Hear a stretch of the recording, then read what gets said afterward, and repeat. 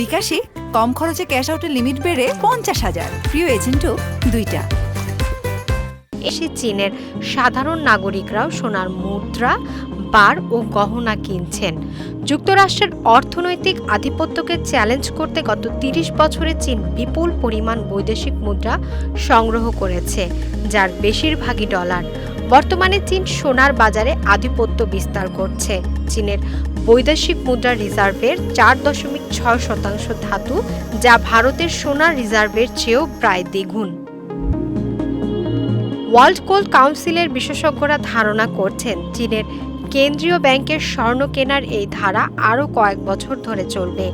এই প্রক্রিয়াকে ডলারের বিকল্প তৈরির একটি সংকেত হিসেবে দেখছেন তারা।